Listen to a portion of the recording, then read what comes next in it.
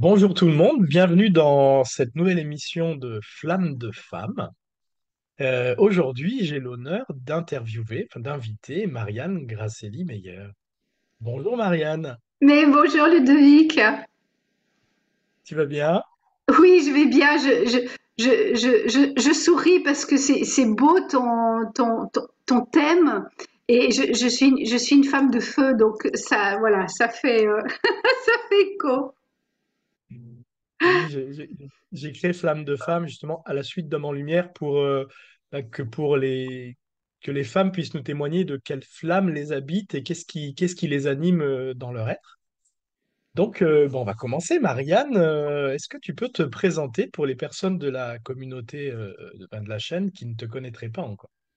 Oui, alors écoute, avec la visio en conférence comme ça à distance, ben, la première chose que j'ai à dire, c'est que je vis en Suisse, dans un petit village en Suisse. Je suis née à Genève et j'ai fait mes études à Genève, j'ai fait mes études musicales à Genève avant de devenir musicothérapeute, de m'occuper d'enfants, d'adolescents en difficulté, d'adultes aussi en difficulté. Donc j'ai été thérapeute pendant toutes ces années. Et puis après, j'ai eu une difficulté de santé qui a fait que j'ai commencé à écrire parce que je croyais que je ne pourrais plus m'occuper finalement des personnes en vrai, tu vois. Et donc je suis aussi depuis 7 ans maintenant auteur de plusieurs livres et oracles euh, qui, qui, qui font qui font référence en fait à un chemin de vie que j'ai d'abord fait moi-même, une reconnaissance du féminin ou de la femme, et puis de mon lien à la nature, mon lien au peuple premier, de retrouver du, du sens. Et je suis une quêteuse de sens, tu sais. Je suis, c'est terrible en fait. C'est absolument magnifique d'être comme ça. C'est mon feu, tu vois. C'est absolument magnifique de toujours chercher le sens, mais c'est aussi épuisant. Mais j'ai toujours essayé de chercher le, le sens de ce qui pouvait m'habiter dans ma biographie, dans mes relations, dans ma relation au monde, dans mes relations professionnelle, dans mes choix. Et ça a été un moteur incroyablement puissant qui, des fois, on aimerait bien qu'il soit en panne, tu vois, juste pour qu'il s'arrête un petit peu, qu'il s'arrête. Mais voilà, donc je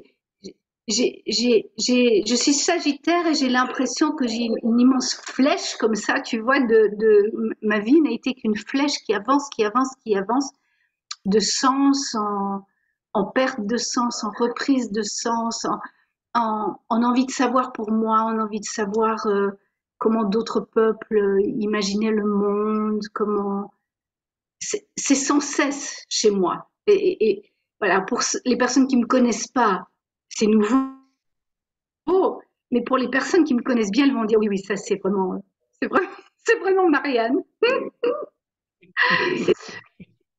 Donc je me suis formée après la musique, après la musicothérapie, je me suis formée aussi à l'écothérapie. Et l'écothérapie qui fait du lien à nouveau donc du coup entre l'être humain et la terre avec l'environnement. Et là aussi, c'est parti d'une quête profonde de sens. Donc finalement, si je devais résumer, tu mets femme, musique, nature, et ça donne en fait la couleur euh, de celle que je suis devenue à travers les âges, parce que je suis maintenant voilà une pionnière. J'ai été une pionnière des cercles de femmes en Suisse. Donc j'ai commencé des cercles de femmes à la fin des années 90, 90. Et donc j'ai été l'une des premières à, à mettre tout ça Hmm. en place. C'est pour ça que j'ai des cheveux blancs maintenant, tu vois. Maintenant, tu es une ancienne qui transmet Oui, parce que tu as marché le chemin et que c'est ça la transmission, c'est on transmet son expérience de vie en fait. Oui, ça tu vois, c'est un thème intéressant pour moi, cette histoire de transmission, parce que on pense pas transmission la même chose à 40 ans qu'à passer 60. Et il y a, je forme des personnes qui donc vont pratiquer. Il y a une forme de lignée, tu vois, dans la transmission. Pas forcément une lignée spirituelle, mais une lignée de formation. Une lignée, par exemple, d'écothérapeutes ou de praticiens, ou une lignée d'art thérapeute, ou une lignée dans le féminin. Il y a des lignées comme ça qui sont sorties en fait du spirituel, qui sont plutôt des sortes de lignées de développement personnel. Je ne sais pas si on peut dire ça quelque chose, tu vois, quelque chose comme ça. Mhm. Et puis à un moment donné, bah, ces personnes à leur tour transmettent. Euh, mais maintenant que j'ai dépassé un certain âge, euh, c'est plus comme à 40 ans où je pouvais me dire, bah, ce que j'ai appris, je vais aussi le transmettre. Ce que je pouvais transmettre à 40 ans, c'était des informations, c'était une structure, c'était, tu vois ce que je veux dire? Et, et, et, et maintenant, c'est plus que de l'expérience. C'est plus que de l'être. Et des fois, je suis même empruntée. Je ne sais plus. Je ne sais plus d'où vient ce que je transmets. Parce que ça a été Mhm. plongé, tu vois, dans mon corps, tu vois, ce que je veux dire. Moi, C'est très ce que intéressant parce j'entends, que c'est plus un point A, un point B. Hein? oui, ce que j'entends, en fait, ce qui me vient, c'est que tu transmets du silence. De l'entre-deux notes. Ouais. Hmm. Tu vois, il y a une note, ou bien il y a un point A, un point B, ou bien il y a une note, il y a un mi et il y a un la, et là au milieu, il y a quelque chose qui vibre, il y a quelque chose qui s'est vécu, et c'est là où il faut essayer de trouver les mots pour. Et souvent, on est un peu, comment dire, dépourvu de mots pour cette transmission-là. Hmm. Si je reprends ta notion de silence, tu vois, comment est-ce qu'on transmet du silence? Ben, dans une qualité d'être. Hmm. C'est comme s'il n'y avait plus de mots. En fait, c'est transmettre quelque chose qui est finalement imperceptible. C'est-à-dire, avant que tu disais 40 ans, on transmet une technique, après on transmet un vécu, une expérience, une sagesse, et puis j'ai l'impression que ça s'édulcore Enfin, c'est qu'on enlève tellement de couches au fil des années qu'après on transmet de l'imperceptible. C'est tellement subtil que c'est un silence ou c'est une couleur ou une odeur ou qui flotte dans l'air, quoi. C'est ça qui se transmet. Oui, mais, mais tu vois, il y a toujours quand même qu'un transmetteur.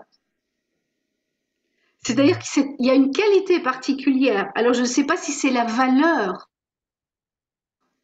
dans le sens de la nuance, de la couleur, de l'odeur. Et dans cet entre-deux, il y a quelque chose qui a été mâché, il y a quelque chose qui a été vécu avec les tripes, il y a quelque chose qui, euh, une odeur, un goût de larmes aussi. Il y a, tu vois, parce que ça s'est jamais fait simplement comme ça, tu vois. Quand on dit expérience, on dit qu'on s'est cassé la figure, qu'on s'est relevé, qu'on a appris quelque chose, qu'on a essayé une nouvelle chose, qu'on s'est de nouveau cassé la figure, qu'il y a un truc à marcher, on le garde précieusement.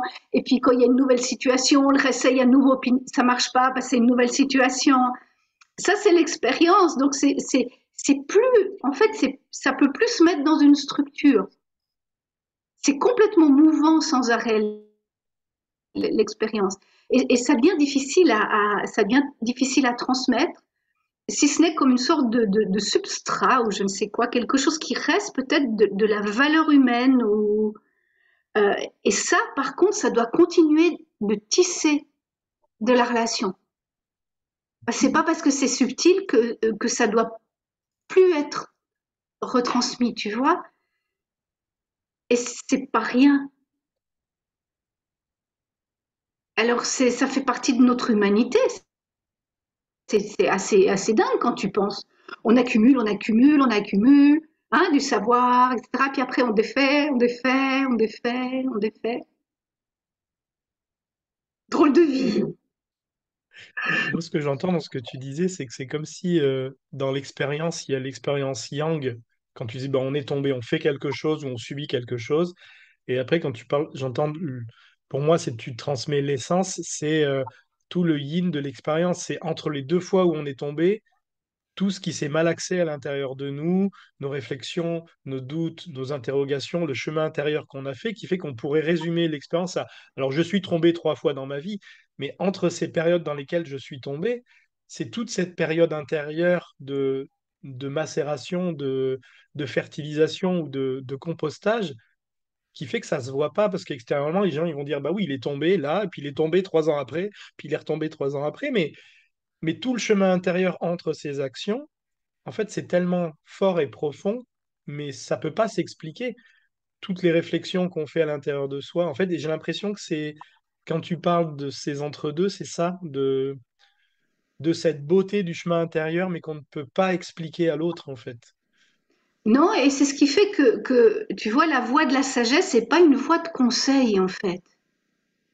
Parce qu'on pense qu'une fois, on peut arriver à un certain âge puis conseiller les autres, tu vois. On peut pas conseiller les autres. On peut pas parce que ce chemin de malaxage à l'intérieur, il est fait il, il- il est fait de tellement de nos croyances, de nos vécus, de ce que notre éducation nous a donné, des lignées qu'on a eues aussi, de ce qui s'est vécu dans la famille, de ce qui s'est vécu dans les pays, de ce qui s'est vécu dans le monde. Tout ça, c'est avec tout ça qu'on compose. Donc on peut absolument pas dire, ben maintenant, moi je te conseille ça. Moi je suis tombée là, je me suis relevée grâce à ça, et je peux te donner ce conseil-là. Tu peux pas.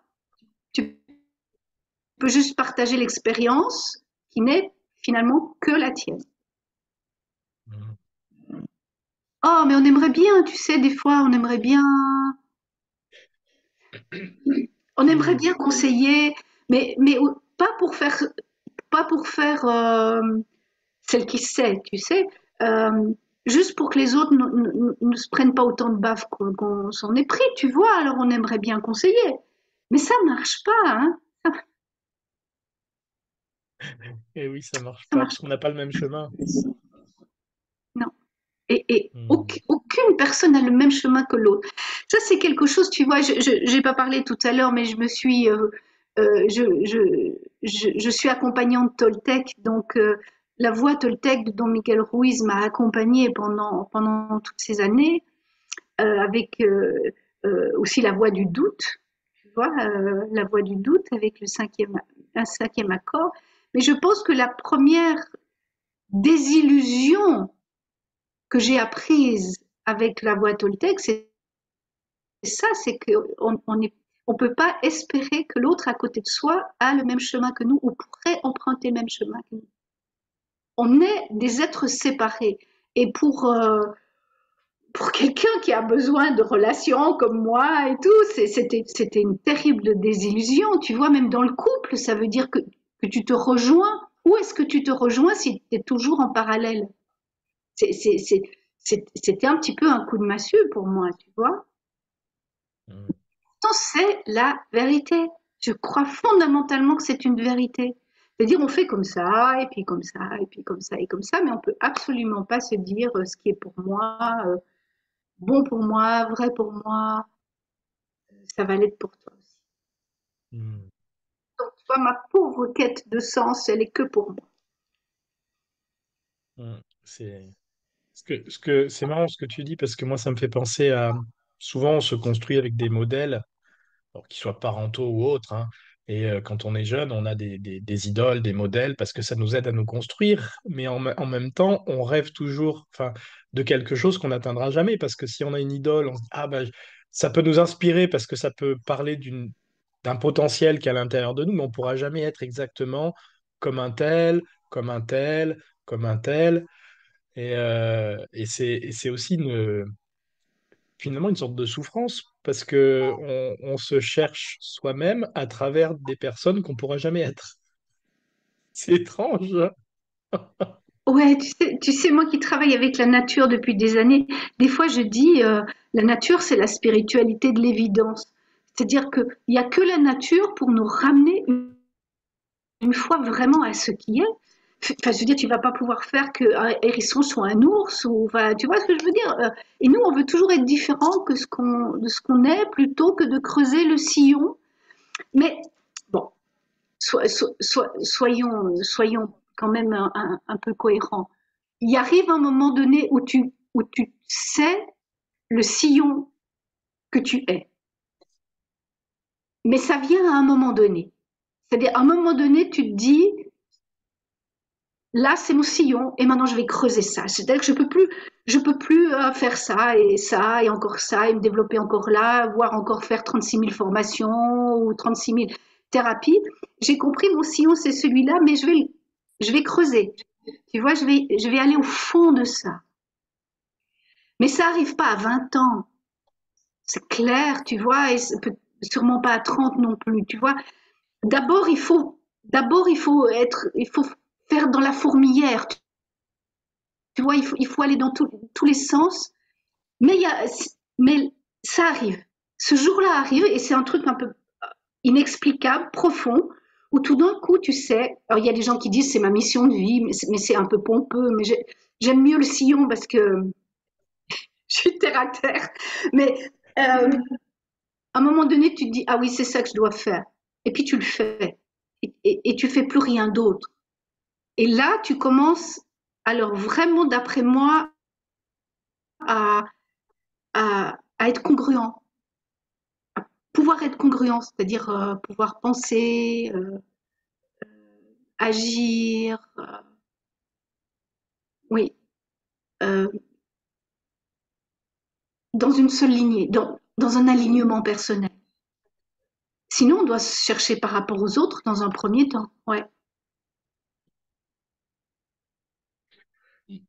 Ce que j'entends quand tu me dis ça, c'était comme si à un moment donné, il y a la partie de l'âme qui joue le personnage dans cette incarnation-là, qui accepte de se dire, OK, je suis pleinement ce personnage-là et j'y vais à fond parce que je sais que bah, pendant mon temps terrestre, j'ai choisi de jouer ce rôle-là et que j'ai l'impression qu'au début, on cherche du sens, plein de choses, et qu'à un moment donné, comme tu disais, il y a quelque chose qui s'aligne et de se dire, OK, de toute façon, choisi, enfin, j'ai choisi de descendre pour jouer ce rôle-là, et ben, je plonge totalement à fond, je fais, comme tu dis, le sillon, parce que c'est ce que j'ai choisi de faire, quoi. Et après, de vouloir rêver d'autres choses, c'est un peu une fuite, parce que j'ai choisi ce sillon-là, et petit à petit, il prend corps, quoi. Alors évidemment qu'on peut toujours se comparer. Tu sais comment on est. Enfin, l'humain peut se dire le sillon d'à côté, il est mieux que mon sillon, ou bien au contraire, le mien, il a nettement plus d'importance que le sillon d'à côté. Ça, c'est l'humanité qui est comme ça aussi, qui est toujours, enfin, voilà, c'est notre mental, c'est notre ego qui est toujours en train de travailler sur ses jugements et ses comparaisons. Mais vrai, le travail de la sagesse, le travail de la sagesse, c'est ce travail de sillon, d'après moi. C'est de creuser celui-là. Et il y a tellement à apprendre dans son propre sillon, tu vois, parce que, comme je t'ai dit tout à l'heure, il y a des lignées aussi dans ce sillon-là. Tu vois, il y a des lignées, mais il y en a pas, il y en a pas, tu vas pas pouvoir être de ce gourou, de ce maître, enfin, je veux dire, c'est pas possible à un moment donné. Quand j'étais plus jeune, je, j'entendais des fois, au niveau de ces lignées, j'entendais vraiment des grands maîtres. Tu sais dire, on ne peut pas avoir plusieurs voies spirituelles à la fois. Et moi qui suis une rebelle, et puis que j'aime pas qu'on me dise ce que je dois faire, je trouvais ça très réducteur. Je trouvais ça, mais en fait, il se prend pour qui pour dire que quelque part sa voie, c'est celle qu'il faudrait suivre. Tu peux pas être bouddhiste et enfin, tu vois ce genre de choses. Et, euh, et ça, je l'ai compris, tu vois, après, par rapport à cette histoire de sillon. Je veux dire, si la méditation transcendantale, c'est ton truc, tu vois, je veux dire, tu plonges dans ce sillon-là, et puis tu pratiques, et tu deviens maître, dans le sens de ta maîtrise personnelle dans ce que tu t'es choisi une fois. Mais si tu fais un peu de ci, un peu de ça, tu viens mettre de rien de toute façon, tu ne sais plus trop, à un moment donné, tu te perds, et surtout, tu penses que t'es, euh, t'es incapable. Enfin, il y a un moment donné où ça nous rattrape au niveau d'une incompétence. Hmm. Oui, parce qu'en fait, les gens n'ont pas le temps d'aller dans la profondeur. Enfin, moi, j'entends quand tu parles comme ça, parce que moi, j'enseigne le tai chi, les arts martiaux internes depuis 20 ans. Et je vois souvent des gens qui vont me dire, ah oui, mais le tai chi, je connais, j'en ai fait pendant 2 ans, ou j'ai fait ça. Et en fait, ben non, en fait, t'en as pas fait, parce que pendant 2 ans, t'as à peine touché du doigt quelque chose. Mais j'entends bien cette histoire de, on peut pas avoir plusieurs voies en même temps ou plusieurs maîtres, parce que une pratique, déjà, ça met 20 ans ou 30 ans pour descendre vraiment en profondeur et pour maîtriser le sujet. Donc, c'est vrai qu'on pourrait avoir deux pratiques en même temps, mais il faudrait pratiquer les deux en même temps. Et on pourrait maîtriser deux domaines. Mais c'est vrai qu'en survolant et en papillonnant, ben, les gens, ils ont l'impression de tout faire, mais il n'y a pas de... Ils vont pas jusqu'au bout, finalement, du domaine, quoi. Hmm. Mais tu vois, on est dans un consumérisme. Bah oui, on est dans un consumérisme. Il y a tellement de choses qui nous sont proposées. Mais là, il y a une peur de manquer, tu vois. Il y a à la fois l'envie de tout faire, voilà, voilà, mais il y a la peur de manquer. C'est-à-dire, si je fais uniquement de Oui. l'aïkido, je sais pas que j'ai fait de l'aïkido. Si je fais uniquement de l'aïkido, du coup, je saurais pas comment c'est le yoga, je saurais pas comme ça, et ça va pas me suffire. Mais en fait, si tu approfondis complètement, tu touches à tout à l'intérieur de cette voie-là. Tu vas toucher les croyances, tu vas toucher le travail du mental, tu vas toucher l'appropriation de ton corps, tu vas toucher le relationnel avec les autres, tu vas toucher tout ça à travers de ce choix de discipline, de ce choix de discipline là. Et tu crois pas d'abord, tu crois pas, tu crois que c'est juste des gestes, ou tu crois que tu vois, mais finalement tout mène toujours à tout, tu vois, et il faut se laisser plonger dedans. Et on croit qu'on va louper des trucs si on n'a pas fait mille trucs. Euh, mais c'est notre société, je pense que c'est le grand fossé entre l'Occident et l'Orient. Bon, c'est très réducteur ce que je dis là, mais d'un côté, l'Orient, il va approfondir, tu vois ce que je veux dire, et l'Occident, il colonise, et il colonise aussi la connaissance de tous les côtés à la fois. Après, il y a aussi pour moi des avantages et des inconvénients, parce que quand tu parles de l'Asie, moi, ça me fait penser à la cérémonie du thé, où simplement, bah, de servir le thé dans la cérémonie, on peut faire ce travail sur le geste parfait, sur le mental, et en fait, quel que soit le domaine, que ça soit de la poterie, de la pâtisserie, si on y va vraiment à fond et qu'on se met entièrement avec le cœur, la tête et les tripes, en fait, quelle que soit l'activité et la voie, on va trouver comment dire, un éveil. Ouais. Mais en même temps, l'Occident, ce qui est intéressant, c'est qu'il fait des ponts et il mélange des pratiques, donc ça crée des élans nouveaux ou des choses qui n'existaient pas. Moi, c'est ça que je vois aussi et je trouve ça chouette, quoi.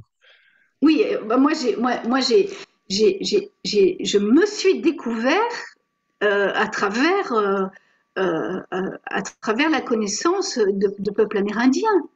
C'est-à-dire que il n'y avait qu'un modèle et, Hmm.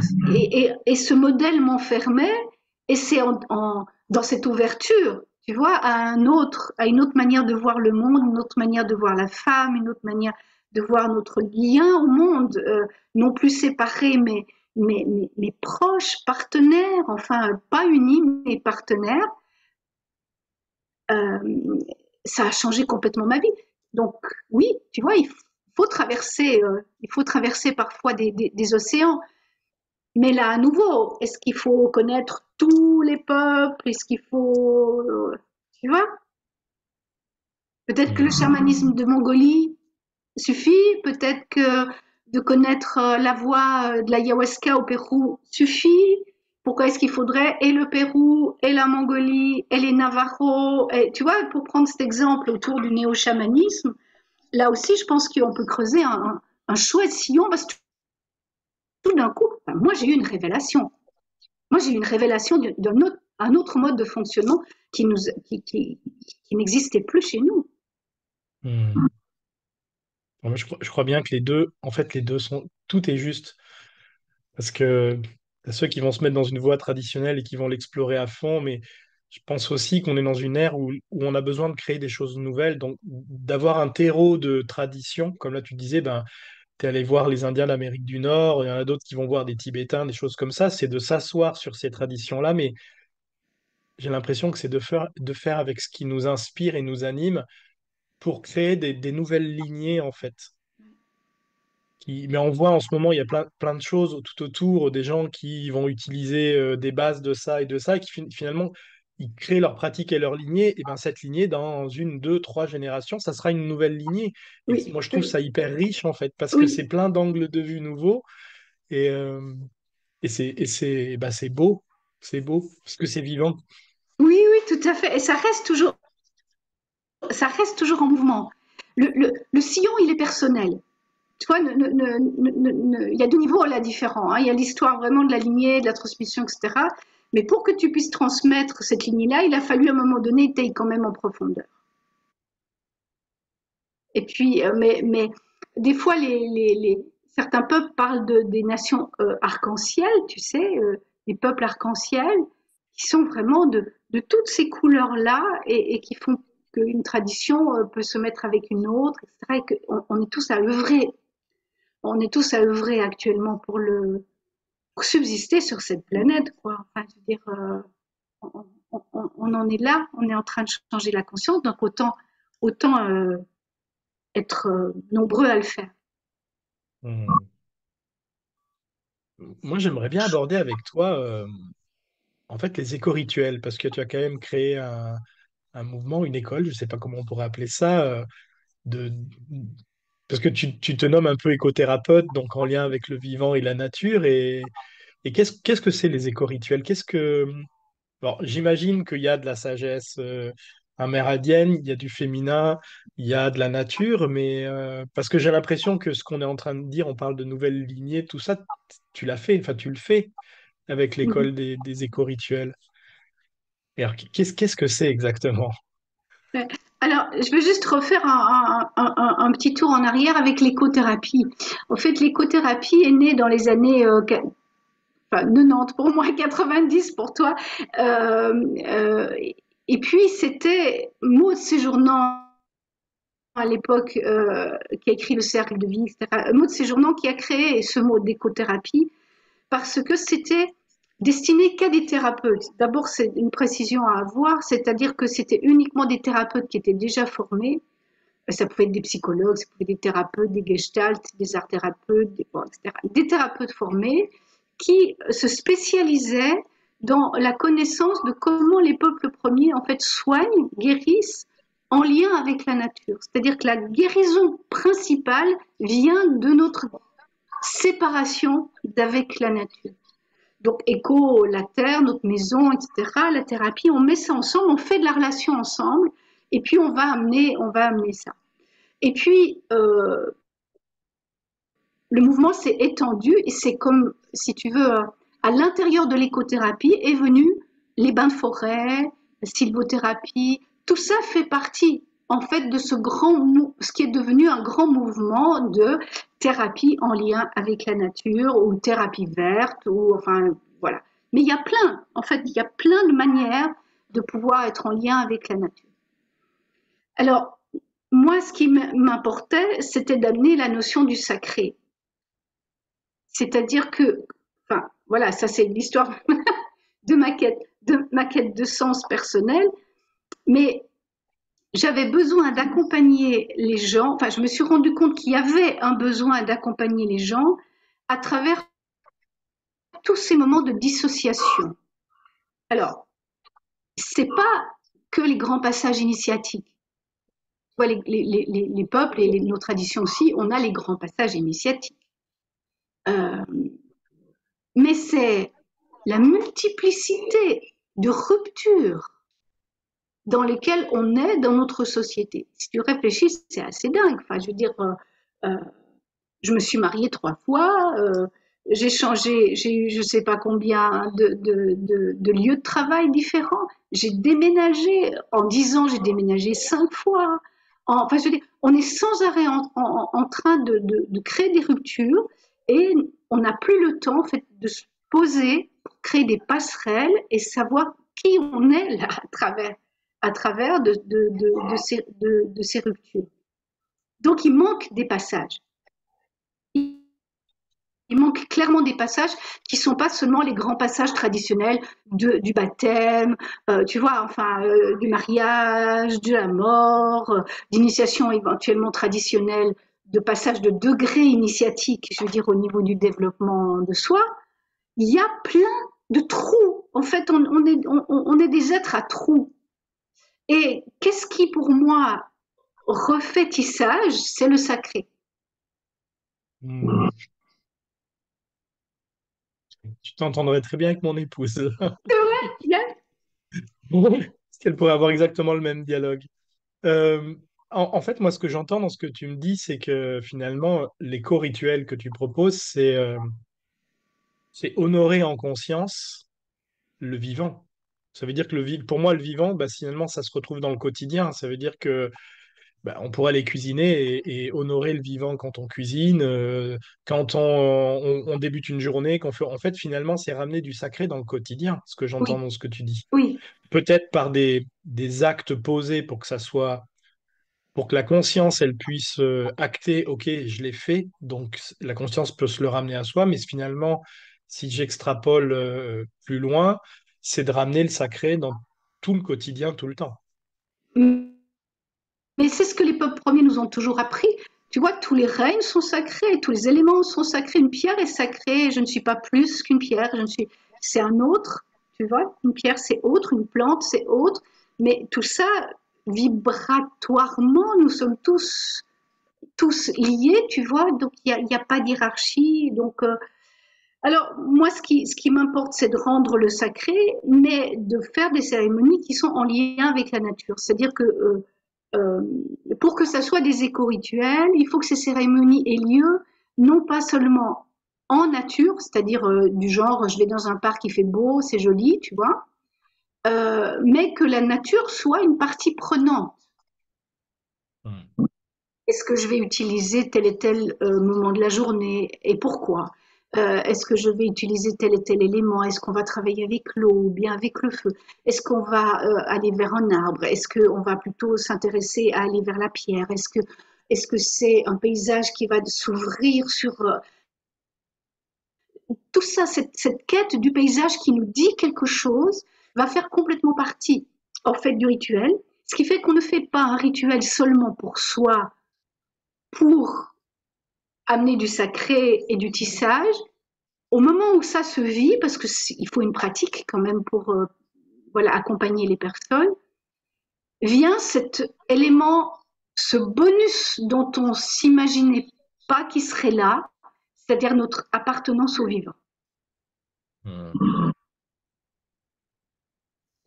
Et ça répare, je pense, la souffrance primordiale de la séparation.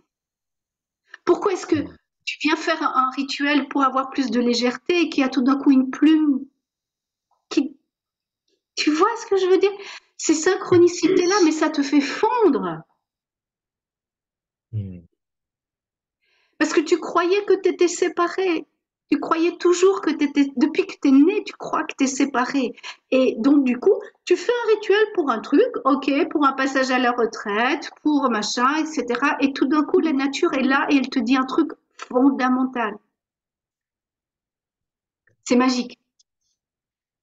Moi, je- je rigole parce qu'en fait, j'en vis souvent des choses comme ça et je peux te témoigner d'une chose, c'est que donc moi, je suis marié pour la deuxième fois et donc quand on s'est marié, en plus, on a fait une cérémonie dans notre jardin avec quelqu'un qui a fait un rituel hors traditionnel, enfin voilà, autrement. Et le soir, donc dans la soirée, il y a quand même eu un feu d'artifice qui a pété au-dessus de la maison alors que c'est pas nous, mais c'était le jour où on s'est mariés. Tu vois, la Complètement. synchronicité du truc, moi Complètement. je trouvais ça énorme. Et moi je disais aux gens, vous avez vu le budget effets spéciaux qu'on a quand même? Alors qu'on sait pas du tout ce qui s'est passé, mais on a eu des gens qui ont tiré un feu d'artifice à côté de chez nous juste pour notre mariage. C'était C'est chouette. magnifique. C'est magnifique. C'est Moi, je dis magnifique. merci la vie, quoi. Exact, exact. Mais tu vois, ça c'est essentiel, tu viens de dire.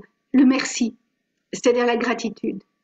La gratitude, dans un monde consumériste dans lequel on est, la gratitude n'existe plus. Enfin, je dis, enfin, ça fait très ringard de parler gratitude, tu vois, ça fait vraiment, waouh, waouh. Mais n'empêche, c'est ce qui nous manque, c'est de dire merci. Or, le sacré, une grande part, il y a plusieurs parties dans le sacré, si tu veux, dans les pratiques traditionnelles du sacré, mais dans les pratiques spirituelles, il y a honorer, il y a dire merci. Il n'y a pas seulement, tiens, là maintenant j'aimerais ça dans ma vie. Il y a célébrer ce qui est, il y a célébrer et dire merci. Et ouais, cette gratitude, poétiser le monde, tu vois, à nouveau, ramener la poésie, ramener de l'amour, ramener le fait que la Terre est un partenaire, la Terre-mère est une partenaire vivante. Euh, Poétiser tout ça, rendre ça beau, euh, ça change le monde. Je crois vraiment que ça change le monde. Et puis vu qu'on est en réciprocité, je me dis mais je me change pas non plus moi-même si je fais un éco-rituel, je change aussi la nature autour. Si tu fais un rituel en nature, tu changes complètement l'énergie du lieu aussi. Donc il y a une réciprocité. Tu vois, on n'est pas seulement dans l'éco-rituel en train de se changer, enfin de vouloir quelque chose pour nous. On est en train de modifier vraiment les vibrations autour de nous. Mais par contre, c'est une formation qui est ouverte à tout le monde et pas seulement aux thérapeutes. Et on peut faire des éco-rituels avec tout le monde. On n'est pas en train de faire des trucs ésotériques. Ça, c'est cette vulgarisation au sens noble, pour moi, c'est important. C'est-à-dire que tout le monde vraiment puisse avoir accès à des pratiques comme celle-là. Ça, c'est important. C'est de revenir à quelque chose de simple parce que de toute façon, le- dire, j'ai l'impression que plus on s'élève et plus c'est simple, plus c'est des choses simples. C'est pas des rituels compliqués, c'est pas des formules, des pratiques compliquées. C'est la présence, elle est dans la simplicité d'une respiration, d'une feuille qui tombe. C'est juste d'être là, quoi. Et finalement, c'est accessible à tout le monde. C'est le juste que j'aime bien, Ludovic. C'est juste être là. Oui, c'est bien cette présence-là. C'est bien cette présence-là qui nous manque et c'est bien cette présence-là qu'on va chercher. Il faut ouvrir des perceptions différentes, il faut prendre le temps de faire du sas avec sa vie quotidienne, il faut observer la vie telle qu'elle est, il faut aimer la coccinelle qui passe, il faut être attentif à la libellule, mais tout autant qu'au ver de terre, il faut, enfin, c'est notre présence au monde qui a besoin d'être guérie.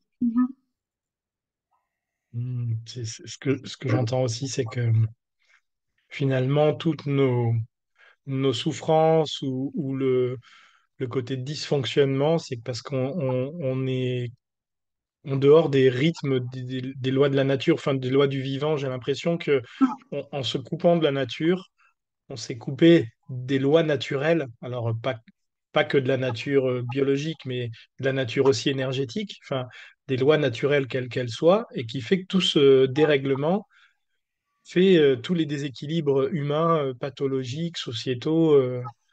C'est juste ça qu'on a à retrouver le lien au vivant et en soi et à l'extérieur, quoi. Ouais. Donc l'écothérapie, c'est son job, tu vois.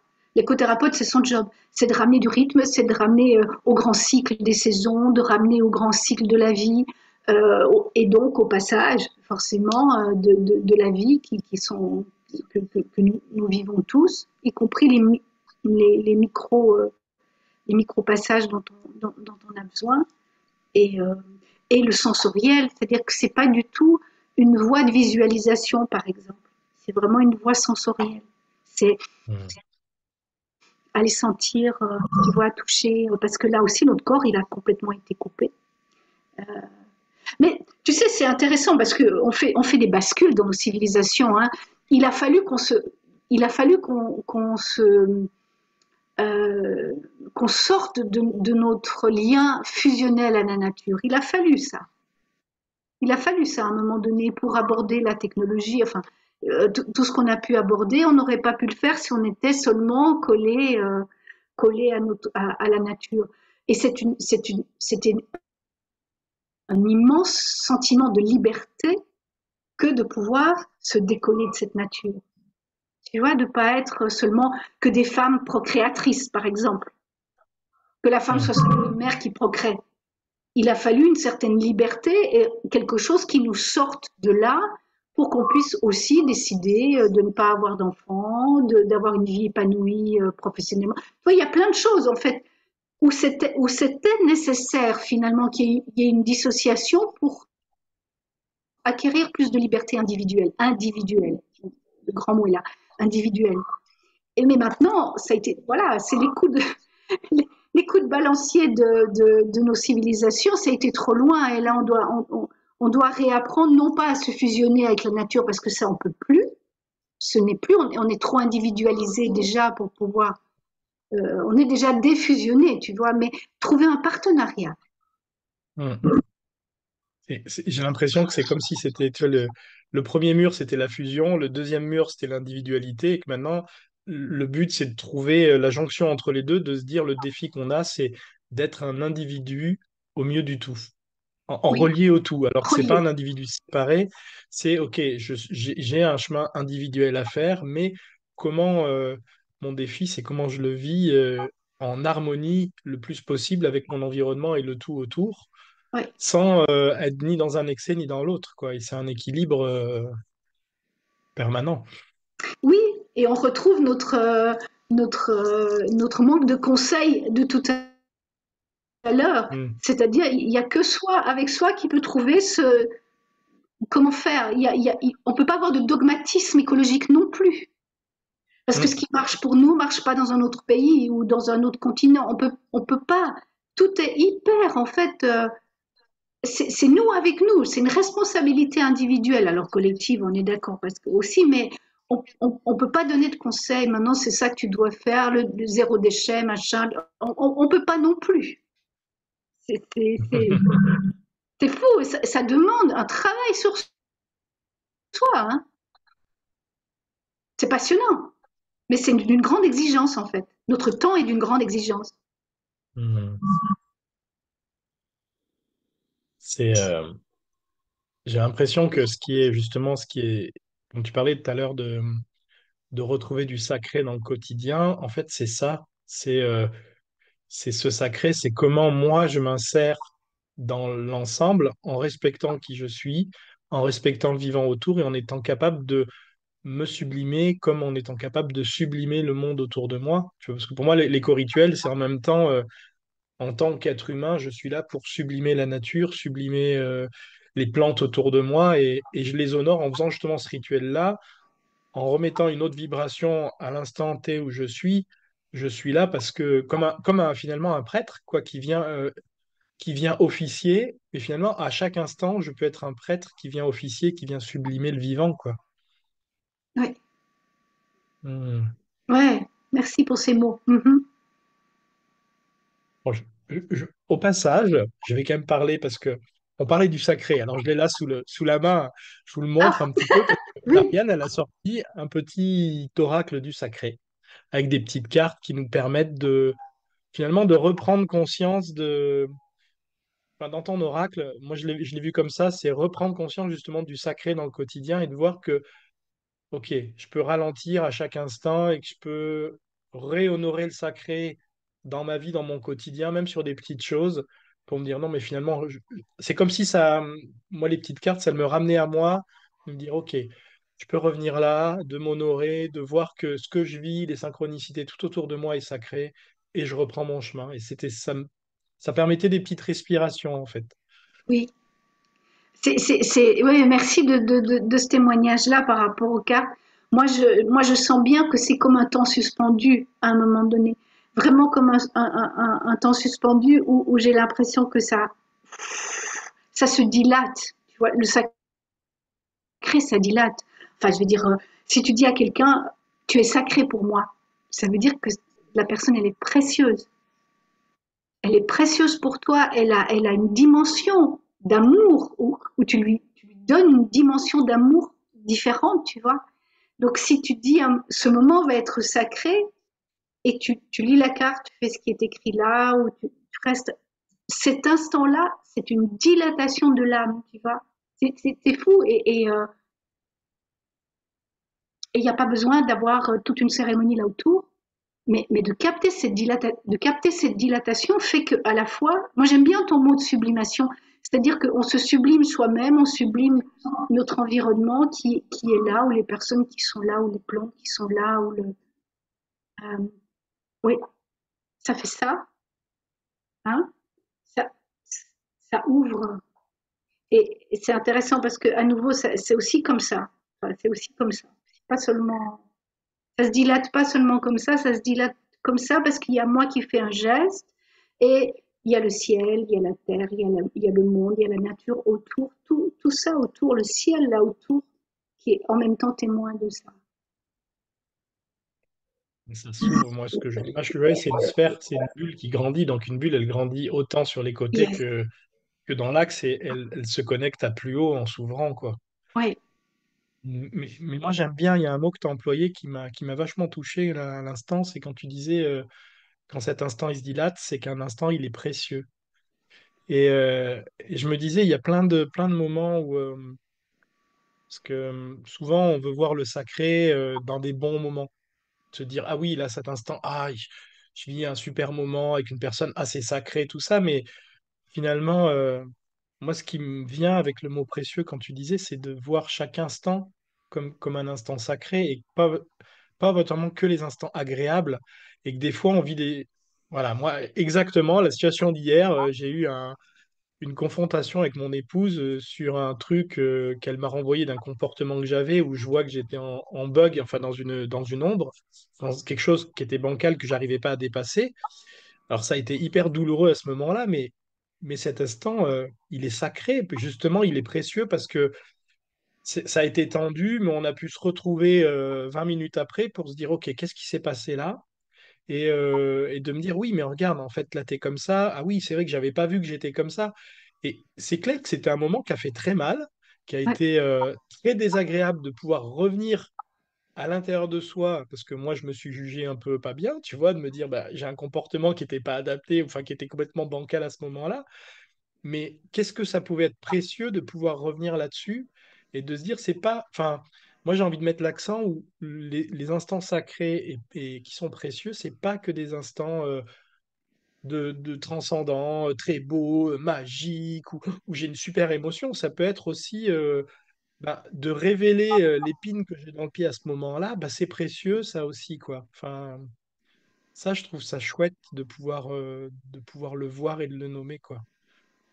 Je rebondis sur les pins parce que dans les pratiques d'éco-rituels, on demande en fin d'éco-rituel s'il reste quelque chose qu'on aimerait encore faire ou quelque chose. On finit une cérémonie et peut-être il y a quelque chose qui n'a pas été comme on voulait ou tu vois ce genre de choses. Et je demande aux personnes dans ces cas-là, mais alors ça fait comment? Alors, allez autour de vous choisir. Est-ce que c'est lourd comme une pierre? Est-ce que ça pique comme une épine? Est-ce que tu vois? Et la personne va chercher dans la nature ce qui correspond à ça. Donc, typiquement, par exemple, l'épine. L'épine, voilà, je vais aller la chercher, je vais aller la prendre, je vais la remettre dans ce cercle sacré et je vais demander à cette épine qu'est-ce qu'elle a besoin, tu vois? Et l'épine, elle a besoin peut-être d'être soufflée, ou l'épine, elle a besoin d'être enterrée juste là, ou arrosée avec un peu d'eau. Je ne sais pas, c'est des gestes symboliques qui viennent complètement naturellement, spontanément, mais on a sacralisé encore cette chose qui faisait mal. Hmm, c'est super. Tu vois? On a mis de l'amour là encore. Hmm, Oui, parce que finalement, tu vois, s'il devait rester quelque chose, c'est bien de l'amour. hmm. Bah, il n'y a que ça. Oui, Parce que s'il n'y a pas ça, il y a plus rien, hein. non, on revient.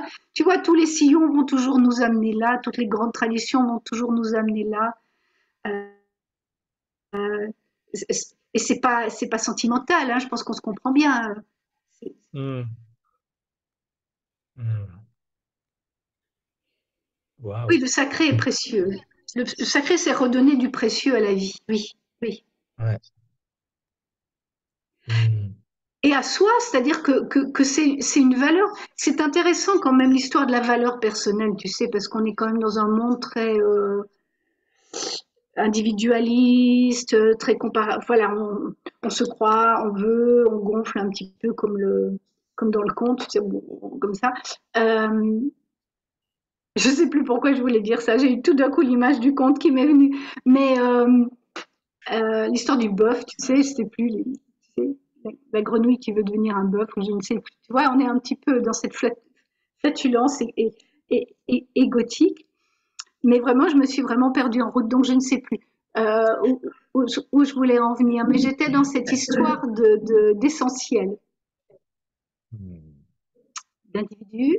Je ne sais pas si tu arrives à me récupérer, sinon ça reviendra Si. après. Ça Oui, reviendra après. c'est Oui, voilà, ok. ça y est, le plus grand que soi, ça y est, c'est revenu. Parce que le sacré, c'est le lien au plus grand que soi, Hmm. tu vois, au plus grand que soi, au mystère. Mais ça n'a rien à voir avec avec le gonflement égotique. Voilà, c'est ça où je voulais. Le plus grand, finalement, le plus grand que soi, c'est le mystère. C'est justement là où on n'a pas prise. Alors que le contrôle de soi, c'est là où on essaye d'avoir encore et encore prise. Tu vois, et le sacré coupe ça. C'est à un moment donné, c'est terminé. Tu ne peux plus avoir. Tu ne peux plus avoir le contrôle de quoi que ce soit. Laisse-toi habiter. Laisse-toi être touché par ce qui est plus grand et qui va te dilater. Et c'est comme ça que tu vas pouvoir traverser l'épreuve ou avancer dans la vie, tu vois. Se laisser toucher là par le plus grand, mais pas par l'ego. Hmm. Ah, je suis contente, j'ai retrouvé. Hmm. Merci, Marianne, de tous ces beaux mots et de ces beaux échanges. Est-ce que tu veux nous parler un petit peu de ton actualité? Euh, Est-ce que tu peux me dire un petit peu quand est-ce que va paraître Dans, notre dans, interview? dans 15 jours. Dans 15 Dans jours, 15 jours. d'accord. D'accord. Donc je vais être à Caen, qui est en Normandie. Hein, je vais être à Caen avec Jean-Philippe de Tonac que tu connais. Il me semble que vous aviez eu une Oui. belle, euh, de beaux échanges autour de la vulnérabilité des hommes. Donc je vais être à Caen autour du 9, 10, 11, 12, je ne sais plus exactement, mars, dans un festival d'une association qui s'appelle Néroli. Et là, je vais faire une conférence en duo avec Jean-Philippe de Tonac sur le croisement de l'essentiel. C'est-à-dire qu'on va vraiment parler de ce masculin sacré et de ce féminin sacré, lui avec son expérience, moi et la mienne, et on va voir comment tout ça va pouvoir se croiser. Donc ça, je me réjouis beaucoup. Et je vais faire un atelier toujours dans ce festival sur le samedi matin sur les gardiens et gardiennes de la Terre. Donc là, plutôt lié vraiment à notre position écologique et du coup non dogmatique. C'est-à-dire qu'on est tous très différents et on peut agir de manière très différente et on va ritualiser, on va voilà, prendre le temps d'honorer ce potentiel qu'on a de transformation. Donc ça sera voilà, durant ce festival. Hmm. Voilà, ça c'est les dates que j'ai. Plus loin, je serai à Paris, donc je vais quand même le dire parce que Paris, tu vois, c'est un long trajet pour moi. Donc le 4 juin, je serai au Salon Naturali, aux portes de Versailles à Paris, pour une conférence justement sur l'écothérapie. Donc ça, je me réjouis aussi de rencontrer des gens que j'ai pas l'habitude de rencontrer dans mon petit village de Suisse. Après, il y a aussi en actualité, je vous le montre quand même, dernier livre de Marianne qui vient de paraître, Le temps des savoirs. D'ailleurs, si vous suivez les émissions, eh ben, je réinterviewerai Marianne dans quelques temps quand j'aurai terminé le livre, parce que moi, je les lis vraiment tous avant pour pouvoir parler du sujet. Donc, on parlera que de son dernier ouvrage dans quelques temps. Voilà. C'est beaucoup. Mhm. Et puis, de toute façon, pouvez retrouver en description de la vidéo tous les liens pour recontacter Marianne, son site, la retrouver sur les réseaux. Voilà. C'est très Est-ce- gentil, merci. Merci beaucoup. est-ce- Et je me réjouis aussi s'il y a des commentaires suite à à notre interview de pouvoir les lire et rebondir. est-ce qu'avant qu'on clôture, tu as envie d'aborder un dernier, je sais pas, quelque chose qui te vient ou tu as envie de partager quelque chose? Oui, je peux partager quelque chose. Pour la sortie du petit oracle du sacré, j'ai enregistré une chanson qui est une prière qui est sur la voie de la beauté, la voie Navarro, la voie de la beauté. Et je l'ai mis en téléchargement gratuit sur mon site pour que les gens puissent vraiment s'imprégner de cette voie de la beauté euh, pour faire leur tirage ou simplement pour être dans ce sas avec le sacré. Alors, ça fait ça, très spontanément comme ça, sans tous les instruments derrière.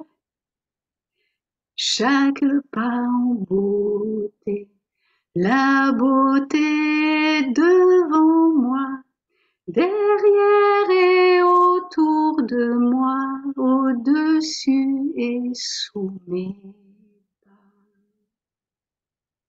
Chaque pas en beauté, la beauté devant moi, derrière et autour de moi, au-dessus et sous mes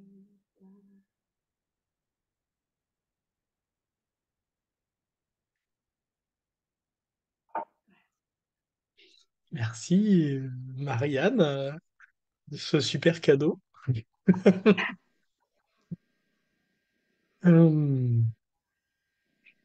Et bien en tout cas, merci aussi à toutes les personnes qui regardent tous ces interviews, qui nous suivent.